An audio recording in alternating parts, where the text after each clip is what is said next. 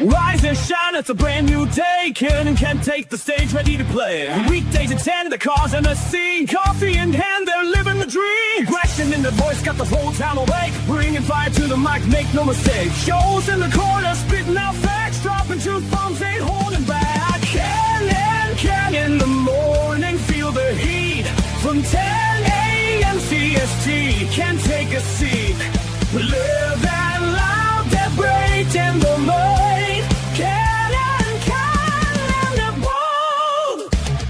Light up your speakers, crank up the sound. They're talking about life upside down. Opinions exploding like a sonic blast. In the studio, they're built to last. With passion and grit, they engage and ignite. Every single week, they're a force can't fight. From sports to politics, This is a Huddle Sports Network broadcast. You can find us on Roku TV, Amazon Fire TV, Facebook, and of course YouTube. Get all your NFL news here first. Good morning. Welcome to another Monday morning edition of Ken and Ken in the Morning. There's Ken, there's Joe, there's me, and this has already been longer than the Ronda Rousey-Gina Carano fight. We've already exceeded the time of that fight this morning. Wow. I mean, we are a football show, but I'm sure most people, if they could... Shit, and we can even say the show is less staged than that fight. Who the hell said that? They spent more time hugging and smiling and kissing each other after the fight. They did fight, but it was great because in the interviews, which were longer than the fight, they asked Ronda, so would you want this to go longer? She's like, hell no, my kids are watching. I want this to be done and over with so I can go home. And then Gina's like, I really wanted to hit her. Give her some credit, man. 44 years old, been out of the octagon for 17 years. Goes in against not just anyone, but Ronda Rousey, for crying out loud. But you know what the other thing they both have in common is?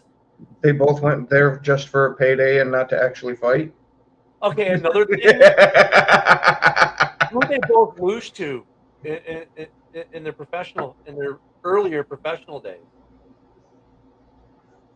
Amanda Nunes? It has to be Amanda Nunes because Cyborg.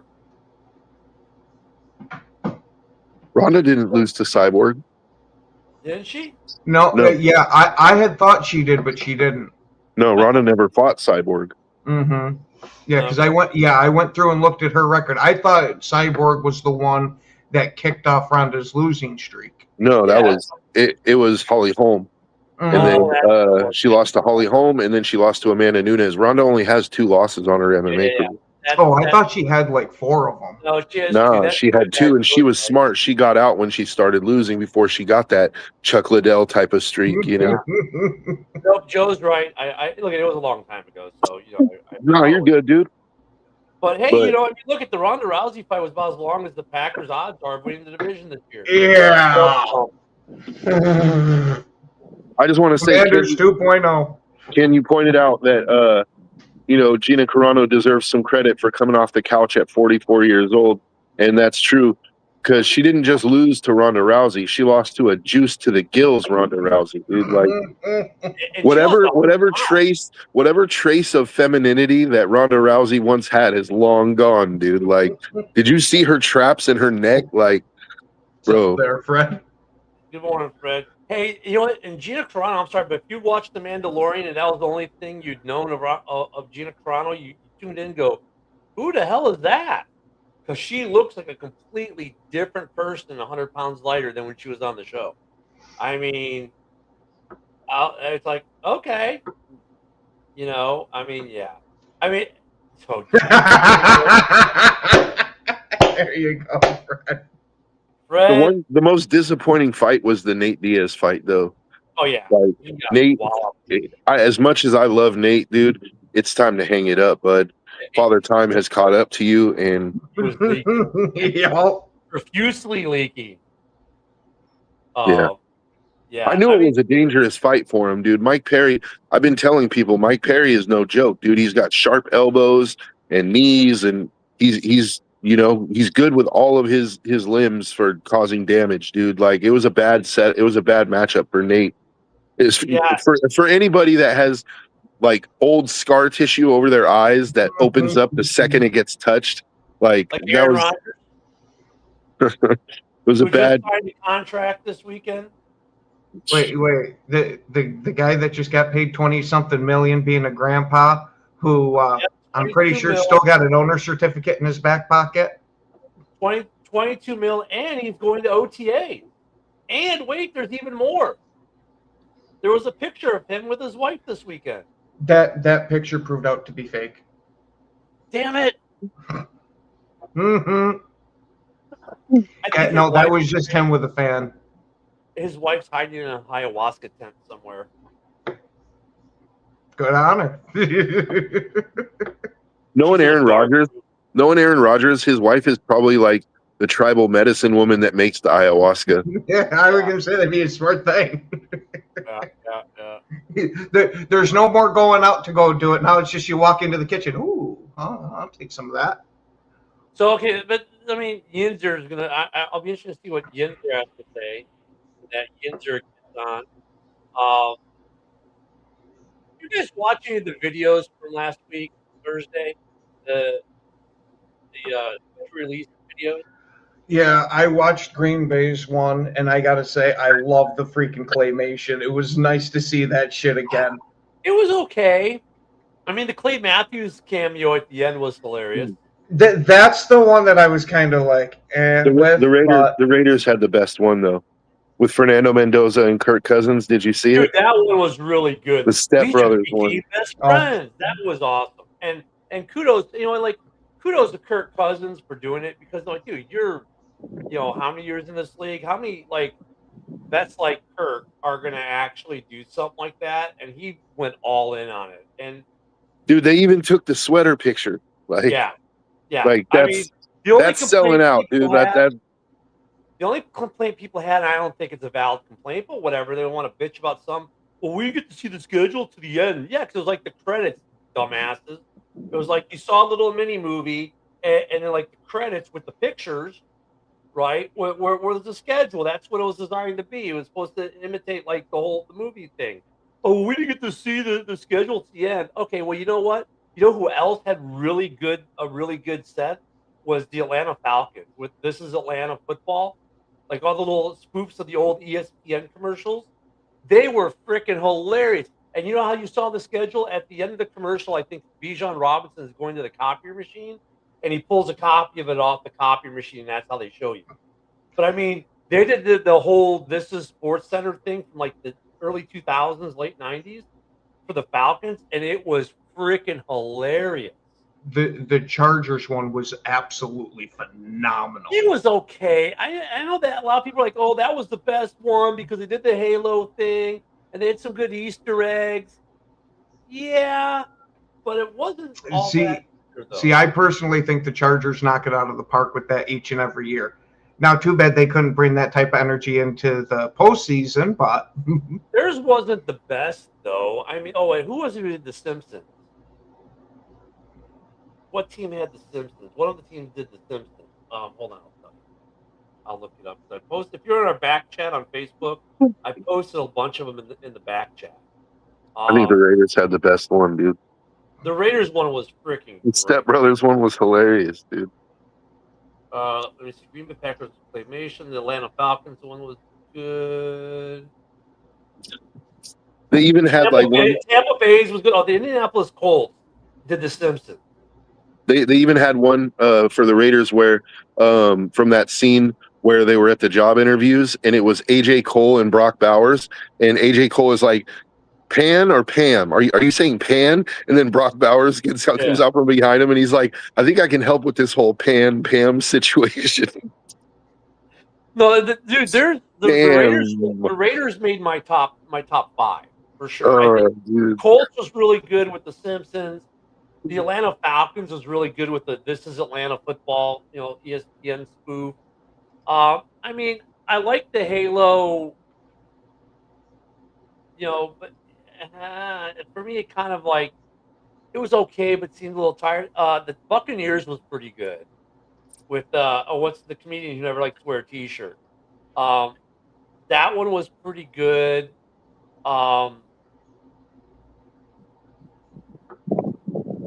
Yeah, I mean, there was Denver's wasn't bad. They had they had Manning on it with his daughter.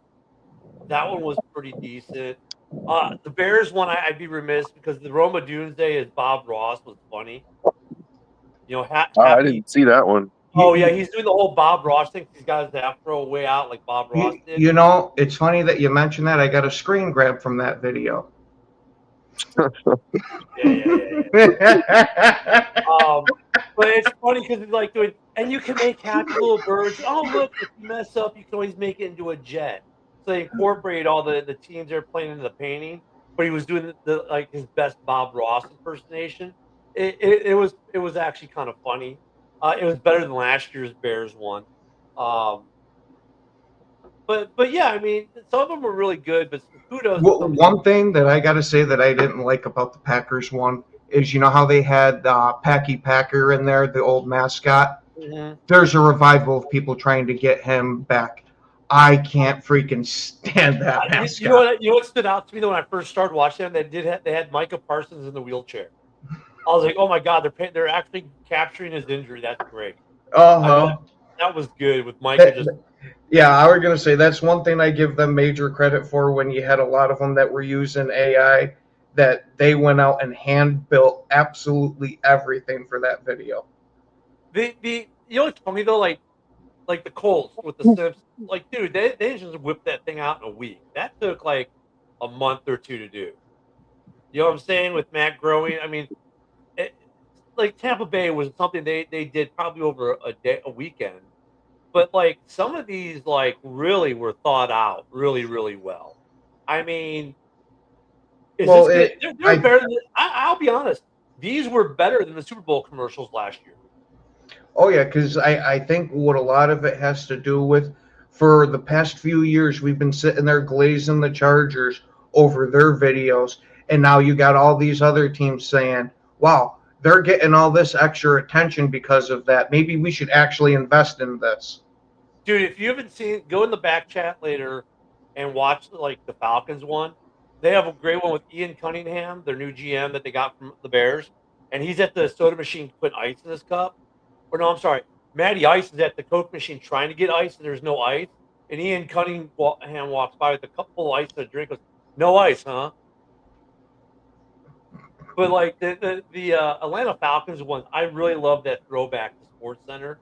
That was good. I mean, but the fact that you got like Matt Growing to do a whole Simpsons thing, right? And at the beginning of it, I have to rewatch it and pause it because they have Bart saying something about Tyreek Hill. Like, I will not look at Tyreek Hill or something like that. You know, it's like put rumors to bed. You know, it's like, it was good. It was actually pretty good. It's sad that, you know, like watching NFL Network, of course, all your teams are 0-17 until they got to your team. Their coverage is okay. You know, that ESPN is all okay. But I'm sorry, the team's schedule release videos stole the day by far. And what sucks is they all came out at the same time. So you're like a kid in a crack store, you know, trying to watch them all. You know, man, you're not supposed to let children in there. Holy shit! Well, look, you're just a kid in a crack store. Holy Florida man moment. No. I'm trying to make Packer parents feel better. No, that's methamphetamine. If you're going to talk about it, get it right. Oh, man. But the Raiders, though, I do have to Chicago came out there a little bit. I do have to agree with Joe, though. I really did like when I saw that. I was like, oh no, they did it. And Kirk Cousins and Mendoza, that was freaking good. Yeah, because he's like, you have to call me Kirko. Yeah, call me Kirko James now. He's like, you have to call me the Nandalorian. What I gotta say though, from the pictures I've seen of Fernando Mendoza in his Raider gear, whoever the hell fit him for his helmet needs to be fired immediately. Because that some bitch is sitting like this. Dude, it can't be worse than Aaron Rodgers looking like Marvin the Martian going. 1,000% worse. This looked like he grabbed a child's helmet off the rack and put it on. I mean, Aaron Rodgers has that big Marvin the Martian. Take me to your leader. Like, okay, you know. Gee. Yeah, some of the teams were kind of lacking in the video department, but some of them really, really raised the bar this year. I mean, the Chargers, yeah. For me, the Chargers one was okay. Um, Oh, I, see, to me, that one hit freaking perfectly. It hit all the nostalgia points from when I was a kid. yeah, it was. I don't know. It was okay. Um, the Raiders one was phenomenal. The Atlanta Falcons phenomenal. The Colts doing the Simpsons was freaking great. The whole like Baywatch thing in Tampa Bay, but Tampa Bay Watch thing was actually pretty good.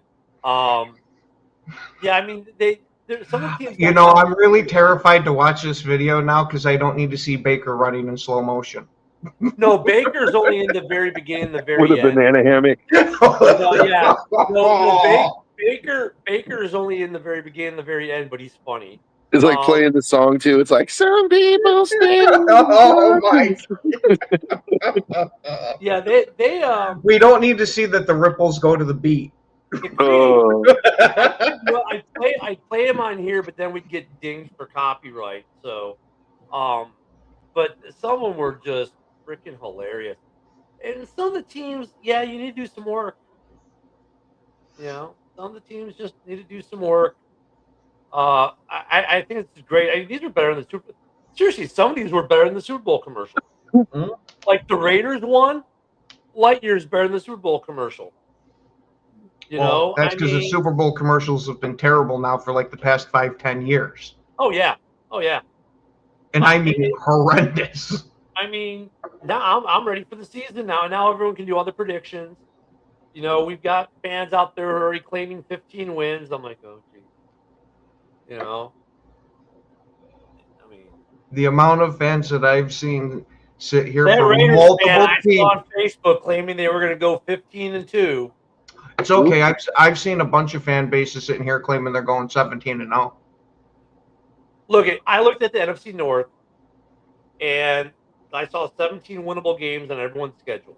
The problem is going to be how the schedule laid out. The Bears got done big favors in the way their schedule laid out. Yeah, having their travel time is ridiculously low. For having the quote unquote most difficult, schedule, they got it looks nice. The Lions, not so much. They didn't get done many favors. The Packers, not too shabby. Mm-hmm. I was gonna say I'm not jumping up for joy for it, but I'm also not bitching about it either. The Rams, ooh, they gotta have one of the hardest scheduling. You know, the teams they play might not be that as good as some of these other teams, but man, their schedule, the way it lays out, is brutal. They play on every day of the week this season except for Tuesday. And I think that's only because the NFL couldn't figure out how to put a game on Tuesday this year. Yeah, I was going to say, wait till next year. They'll find a way. The Bears have 5 prime time, but I say 7 because you got to count Thanksgiving and Christmas. Those are nationally televised games. So 7 prime. Yeah, those count as standalone games is how they're phrasing it. But yeah, Green Bay technically has 6 primetime games with a standalone, but I'm 7. Yeah, I mean I call the standalones prime time because they're nationally televised. What's the difference between Monday Night Football, Sunday Night Football, Thursday Night Football, Christmas or Thanksgiving game? They're all nationally televised standalone games. The only thing I can assume is just because of the actual timing of it. If it's not in that 8 o'clock slot, nothing else counts. Mike the Bear fans like, well, they only have 5, Ken. You're wrong. I'm like, they've got 2 holiday games, dude. They're standalone. They're prime time. They're prime time in the sense that there's nothing else going. Yeah, they're not between 7 p.m. and 10 p.m. Central. You're right, but they're still standalone games, so they're prime time games. You know, they go in that category. They're not like your normal Sunday game. The Raiders have no primetime games. Yeah, I saw that. They were one of 5 teams without any. Yeah, the Bears play 5 of the 7 days this year. They play on Thursday, Friday, Saturday, Sunday, and Monday. The only 2 days, or they play on a Wednesday. Wait, no, they don't play Wednesday. Yeah, they don't play Tuesday or Wednesday. Are the only 2 days of the week they don't play. But the way their schedule worked out, like you get the Christmas game on Friday, which is followed up from I think it was a Thursday game or something like that. If I remember the schedule. I mean, the way they're broke out, it's like, okay, cool. They're like not missing. That's like, I don't mind us playing the Wednesday game because they gave us the bye week right before that. Then you play Wednesday and have the mini bye going into the next week. Yeah. So I'm totally fine with that. So, but those release videos were good. I have to give the Bears a little credit for doing the Roma Dunze Bob Ross thing, capturing on his wearing the fro last year like he did, because he has that whole Bob Ross kind of attitude too. It was kind of it was a fun video, but it wasn't nearly as good as say Atlanta or Indy or Vegas. It would have been even better if they would have had like a squirrel in his pocket, you know, because remember Bob Ross used to paint with his pet squirrel. Yeah, but I think Peter might have got mad about that one. Oh, well, who was it? Was it the Jets? One of the teams made reference to the Bears not having their new stadium decision yet. I forgot which team, but they said at some point they got to make a decision here. It was one of the other teams said that in their video. I was like, okay, that was a good troll. So there was some good trolling between the teams too. You know what? I'm surprised that nobody did a South Park one. I'm surprised that nobody did like a South Park one. You would think that because South Park is Colorado, you'd think Denver would do it. Denver, yeah, like have Randy Marsh. That would be outstanding. You'd win right there. Denver did one with Peyton Manning and his daughter watching TV, flipping through channels, looking for something to watch, and it was actually kind of fun. I was gonna say that nowhere near moves the needle for me. It was like shopping It was like shopping network stuff with like stupid stuff from the different teams coming up. In fact, they might have been the ones who made a mention of the Bears now needing to pick a location, but it was actually pretty funny. So maybe they'll do South Park next year. That's what I hope, because as soon as Joe mentioned having Randy do it, that right there's the winner. I don't care what you put it up against. Mm-hmm. They play the Raiders. You killed Kenny, you bastards. Kenny could die for every team. I would have Randy doing his cooking thing, you know. Like he's making all these different dishes, and in the pan it shows like the logos of the different teams, you know, because cream free. And then like for the Chiefs, you get the special menu item. You get my sweaty ball, my salty balls. That's my salty balls. Oh yeah, Chef Salty Balls. Chef Salty Balls. Oh yeah. Dude. No, those were the videos were fun. And of course, then we got some actual player news with Aaron, which we all knew was going to happen. Rodgers was going to sign there. Though I am shocked, and I mean thoroughly shocked for the amount he signed for. Not real. I'm not. It's 22 or 25. For a quarterback his age is my thing. If we were talking 3 to 5 years ago, I wouldn't have argued that in any way, shape, or form. But now I would have thought more like the 15 range. Yeah, I guess. I mean, you're not just paying for Aaron Rodgers to quarterback your team. It's the butts he's going to put in seats, dude. Yeah. Well, and not marketability. And not only that, especially with having Mike McCarthy as a head coach, you're paying Rodgers to be a coach too. Yes. I think $22 million is fair for what he's bringing to the table. Oh, and guess what, guys? We're 2 weeks from today. We could have a Brown trade. Could the Pats get their wide receiver and AJ Brown on the first? I've been hearing that they're pushing for more than one first-round pick. And New England absolutely refuses to move on anything but a single first-round pick. And rightfully so. Mm-hmm. Yeah, everyone's assuming this trade's going to happen. I mean, like, when you listen to, like, the fact that they're even giving up a first to me is crazy. Like, when AJ Brown wants out, and like they're having problems with him, and like they're still getting a first-round pick. Like Howie Roseman is. Like the problem is when AJ Brown is bought in, he is one of the absolute best receivers in the league. And that's, I think, kind of what the price is going off of. And you listen to Adam Schefter and the way he talks, like this deal's done. They're just waiting for the official day. But it's like, I'm like, Yeah, I I've been hearing that too. That the deal's pretty much in place. They're just waiting on the date. But I've been hearing way too many rumblings of shit going on to where I wouldn't be surprised if he ends up somewhere besides New England.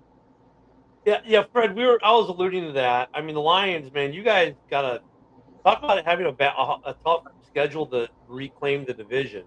That schedule does not do you any favors. The Bears may technically have the hardest schedule in the NFL, but you guys know how I feel about the strength of schedule argument. I think it's kind of crappy. Even though there is some statistical data to back it up a little bit. Give me the strength of schedule argument midway through the season.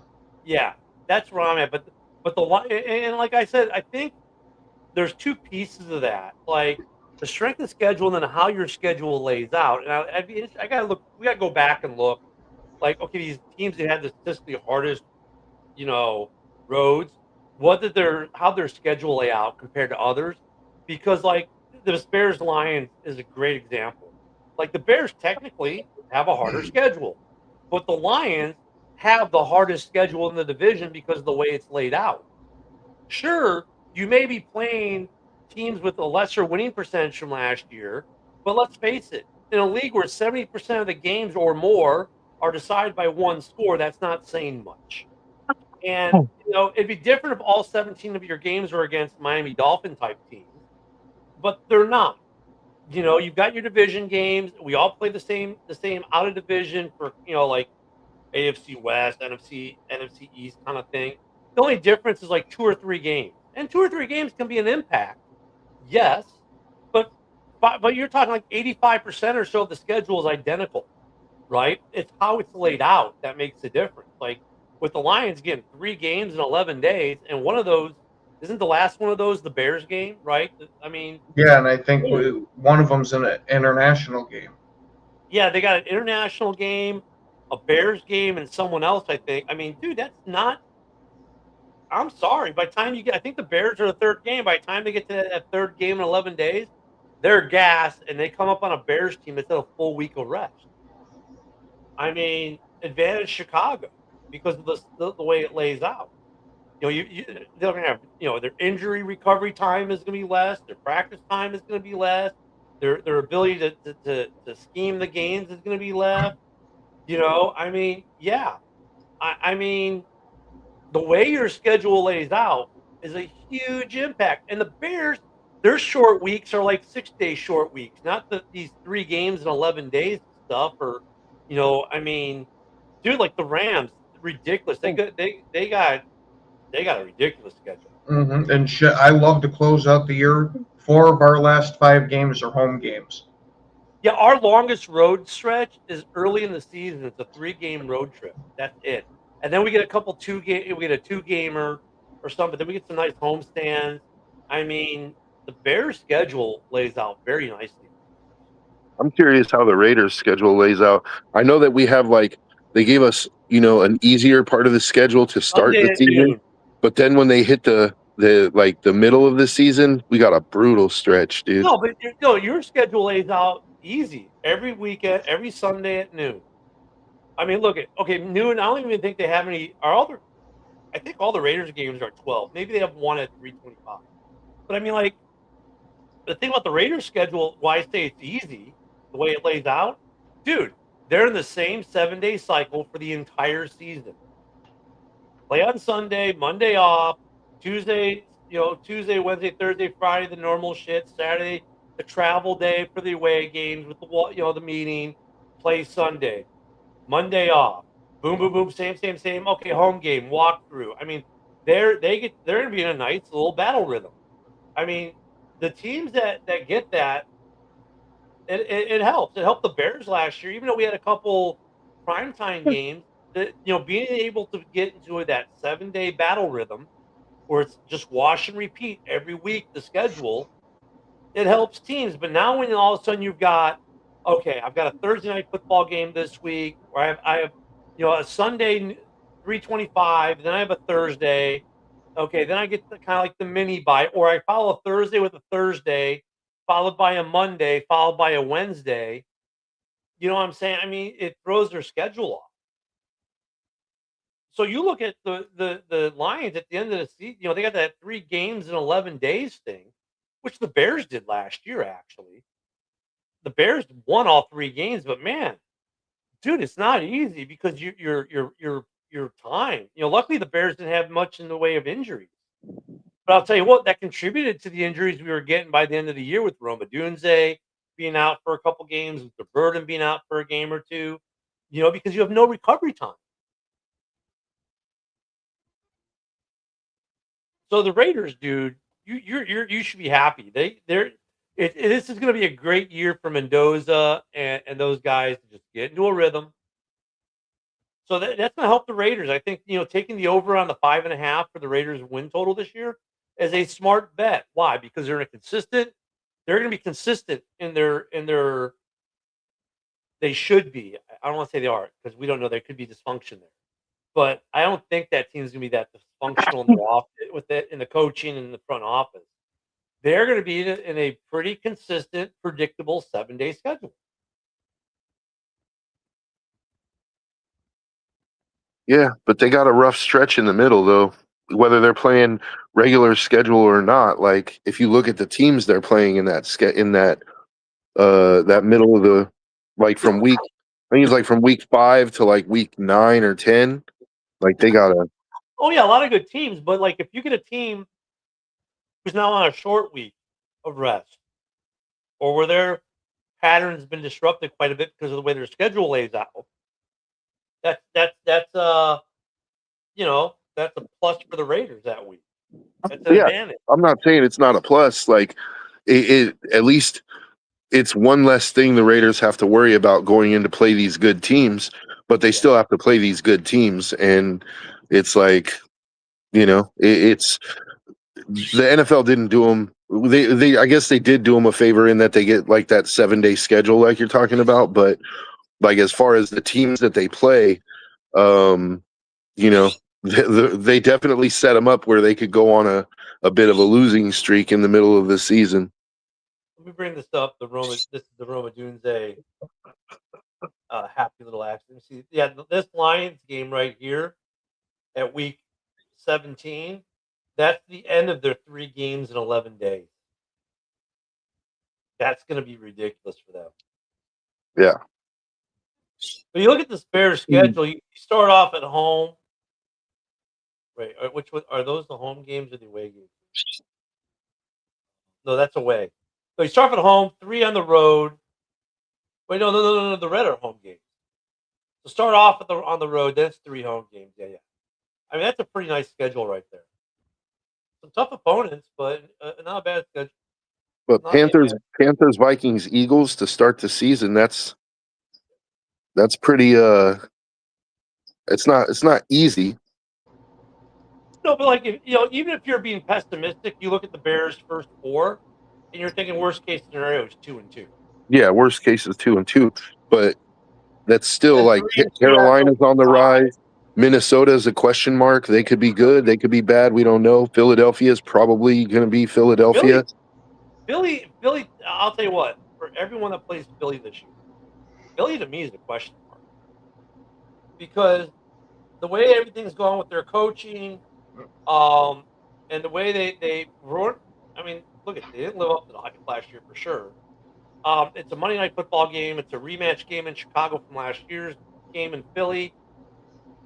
Yeah, Philly's still got a pretty good defense, but honestly, they're a question mark team. And actually, I think Jalen Hurts, while he's gotten some glory in the last couple years, dude, he's not the better quarterback in that game. No, I think Jalen Hurts is so oversold as a quarterback overall that when you look at your schedule, you got Philly. Part of you goes, "Ooh, we got Philly. That's gonna be a tough game." But the other part of me goes, he's a damn good quarterback if you give him a small sample size. When he's got to be the guy out there that you have to put the whole thing on, that's when I start to question him, when he's got to throw like 40 times a game. If he can throw under that and you have a strong running game, he's a damn good quarterback. I mean, like he'll fumble the ball running. We've seen that several times, i.e. Super Bowl. But I Well, mean, the Eagles also have 14 receivers on their roster right now. they're so dysfunctional though as a franchise. Great GM, dysfunctional franchise. Go figure that one, right? I mean, their coaching situations always. But when are they gonna be calling for a new head coach there? Boys, it's gonna be week 5 this year. I don't know. And then you got the Saquon factor. I mean, Saquon wasn't as good last year. Of course, he wasn't going to be after the year before. Or don't forget, he also crossed that 400 carries a year mark, and it has not worked out well for any running back that No. has done it. Each and every year they downgrade. So I mean, Philly, yeah. On balance, you look at Philly. Ooh, that's gonna be a tough game, but is it really though? We got to wait and see. Yeah, I mean they're going to be an interesting X factor team. Mhm. There are a couple teams like that. Let me pull up this Bears schedule again. This is what I talk about for strength of schedule. Like we can all agree, the Bears are an ascending team. Carolina is an ascending team. That should be a good week 1 game. Minnesota's a question mark. The Jets are probably garbage. Yeah. Green Bay is going to be interesting because is Parsons back in week 5, and then how's their new defense doing with Gannon? So week 5 is going to be interesting. Atlanta, there's a dysfunctional team. They got a lot of talent on that team, but are they actually going to put that talent together this year? We know New England is good. New England, were they a flash in the pan or are they good? Well, I think that New England is in for a serious downturn this year because that Super Bowl hangover is Yep. definitely real. Plus, you now added all this controversy bullshit with your head coach. That shit usually doesn't shake out into wins too often. Seattle, sure, they won the Super Bowl. They lost a ton of talent. In fact, one of the guys that was a key contributor for that team is now on the Bears. They lost a couple key guys, but a lot of that team did return. And Now, their draft was pretty good, dude. That's what I was about to say, Ken, is what I'm more interested to see is how their new offensive coordinator does now that they're not running with Kubiak.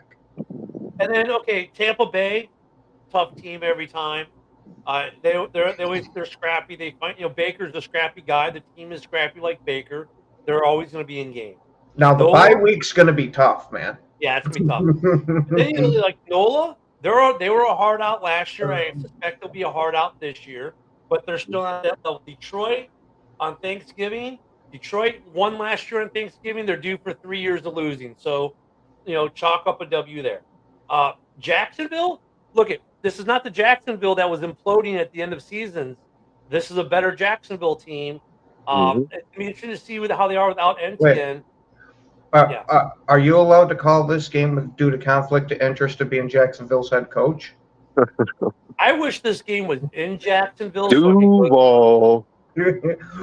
Shit, if it was, they'd end up having you up there in the stands like fucking they had the Rodgers there. If you go to a game in Jacksonville, please wear the headset.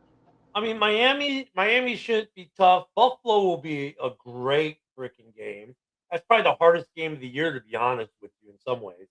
Then we get Green Bay on Christmas, and we get, like I say, we go from a Saturday to a Friday. No big deal. Green Bay goes from a Sunday to a Saturday, so a little advantage Bears, but not much at that point in the season. Then we get Detroit on basically an extra day of rest when they have their 3-11, and then we finish off with Minnesota. So you look at this Bears schedule, but then you look at each of the team and go, well, is it really as hard as you think it is? I mean, and we could do this with all the teams, right? Like you look at some of these schedules, and you're like, yeah, they got some teams that last year were great, but when we start looking at maybe what they've done, the way their schedule lays out, I mean, the Bears got questions, right? We just revamped the secondary. Are we going to have a pass rush? I mean, a new center. There's some questions in Chicago too. Don't get me wrong. Can you pull up the Raiders schedule? I don't have it downloaded like that, brother. I wish I did, but let me see if I can grab it really quick. Or at least I can talk it. I didn't pull down the Raiders one, but let me see if I can pull it down. See if I can find a good image of it. Bonus points if you can get Fernando and Kirk in the sweaters with the schedule. God, that would be hilarious. But I'm looking for something that's at least readable. Dude, they even did that picture, like the sweater picture, where Fernando's got his hands on Kirko's shoulders. Dude, it was the funniest shit. Oh my god. I thought that was extremely well done. Let me see if I can. At least this is not the picture I want, but at least it's something. Now the tuxedos just seem kind of fucked up.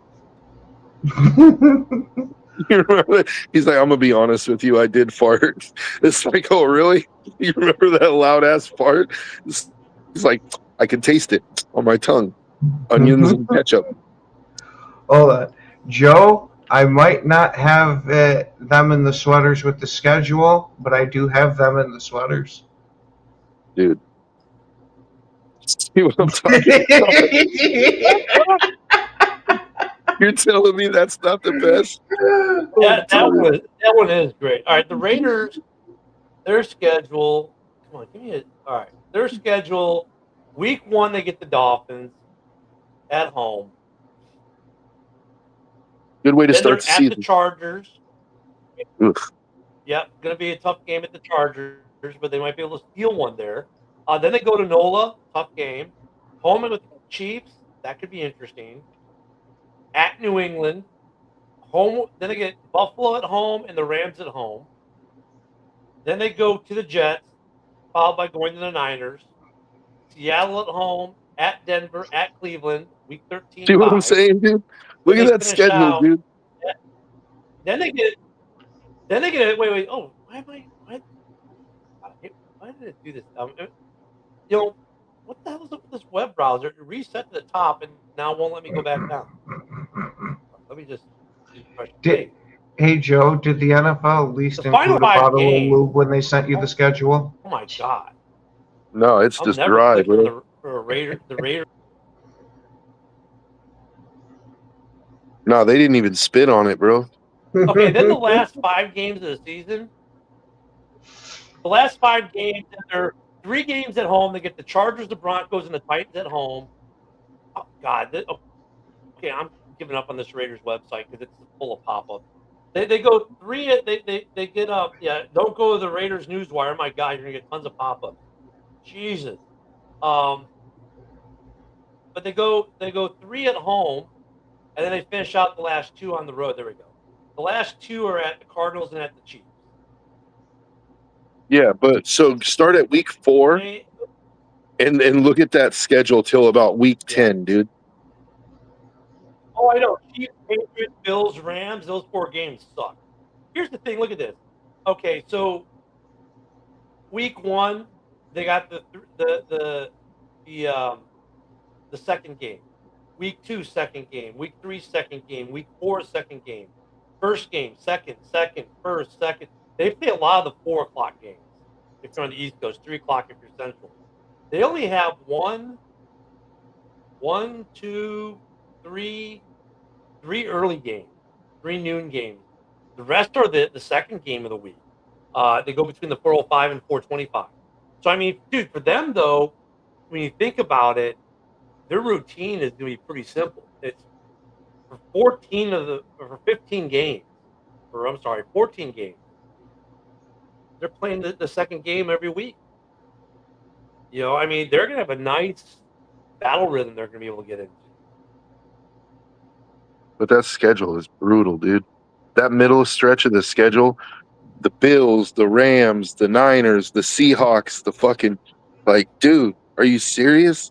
They wanted to make sure the Raiders are not Hey, good going to morning, be a brother playoff Cam. team.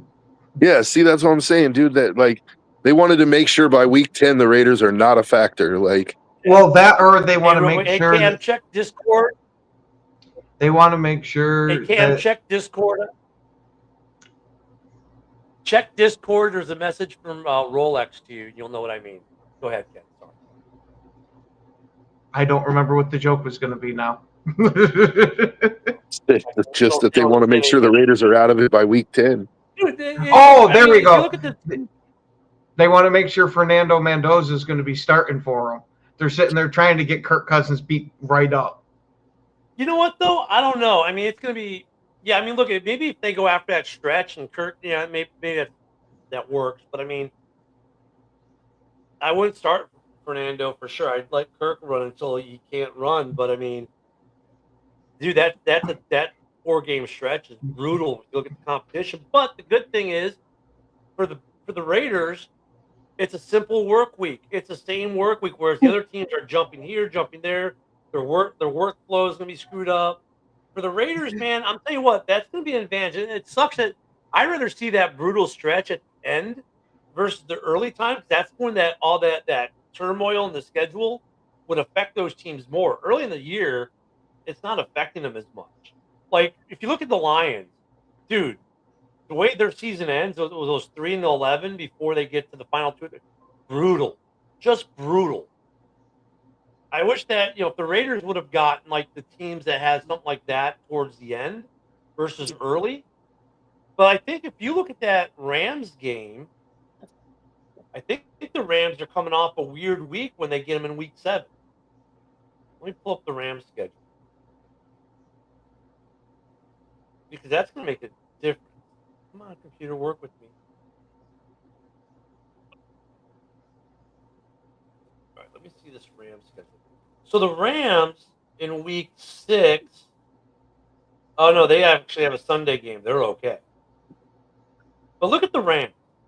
Okay, you get to week 1, they got the Niners, no big deal. It's a Thursday night game. Then in week 2, Monday Night Football. Week 3, Sunday Night Football. Week 4, a Sunday game. Followed by a Monday Night Football.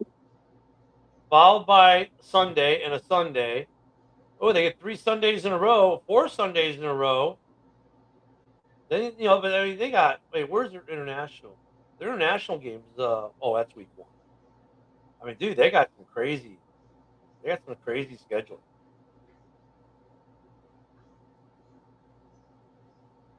If you look at that Raiders schedule, it's like the first 4 games, right? So you open up against Miami at Miami. That should be a win, right? Then you go to the Chargers. At home. Oh, we're at home against Miami, even better. So that should be a win, right? Then you go at Kansas City. We don't know if Patrick Mahomes is going to be back. No, it's at the Chargers. You're right. It's at Chargers, then at Saints, and you get the Chiefs at home. So at the Chargers, that's a toss-up. Like that, I would favor probably the Chargers, but then you go at New Orleans. I think the Raiders could win that game. And then you go at Kansas City. Patrick Mahomes should be back by then, right? Week 4. At home against Kansas City. Okay, at home against Kansas City. Either way, like if Patrick Mahomes isn't there, it gives you like you could possibly maybe see 2-2, maybe even 3-1 there. Yeah, but then you get into that stretch of the schedule where it's like all of a sudden you go from 3-1 to 3-7. You know what I mean? Like, well, look at when you could possibly steal the game in San Diego. You might get a theft. And the Chiefs are going to be, who's the quarterback and how good is their team and jump? Because look, even Mahomes being back, that offense still needs some help. Yeah, you got Kenneth Walker, but they still have some of their questions in their offense, right? And their defense too now. And Kelsey's old as fuck. Yeah, and then at the Pats, who knows what the Pats are going to be, if they're going to be hungover or whatnot. And remember, before the Pats, I think the Pats, the Bills will be at home, but that's a game that the Bills should probably win. Then they're at home against the Rams, which will be a very big LA crowd there. Geez, wait, you're giving the people from LA an excuse to go to Vegas? Okay. Then you get the Jets at home. You should win that one. You could beat the 49ers as functional as their roster can be. But the Raiders could win 7 games this year, I think, at least. They could be a surprise team. I mean, that defense is going to be good. That's what I'm kind of hoping for, is that the defense can keep us in it. That and just give Genty the ball, dude. Just run that rock. The Packers got a pretty decent schedule, too. I mean, look at the Packers. They start off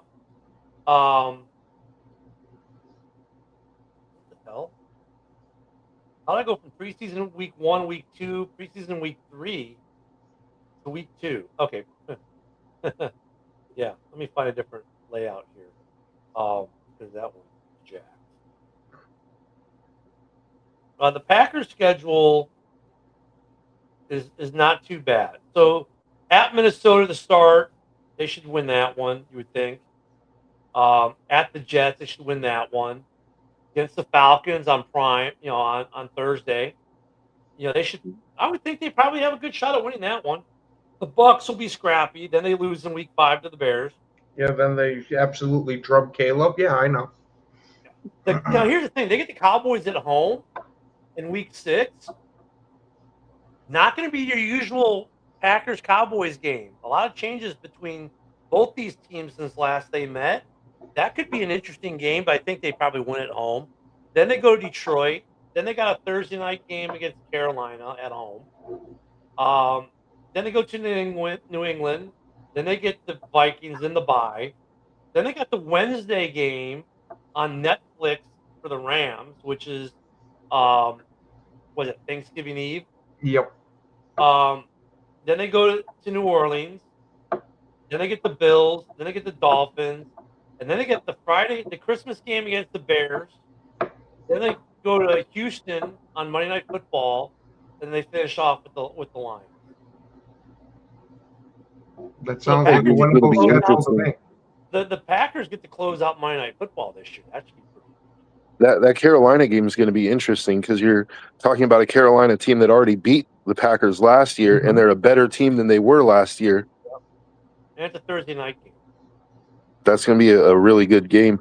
But, like the Minnesota Vikings, dude, their first 2 games, like they have a really good chance. Like, so they're starting off, they're playing the Bears and the Packers, Packers and Bears respectively, Yep. weeks 1 and 2. They got a really good shot at being 0-2 before they even hit the ground, dude. Like, hey, they may be in that game longer than Gina Carano was in the fight this weekend. I don't think so.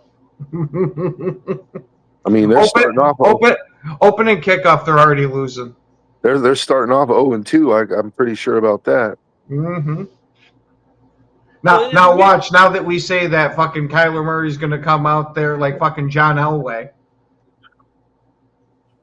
Yeah, it's going to be an interesting season. I mean, I don't buy into the strength of schedule thing as much as I do the way it lays out. I think that's a little bit more important.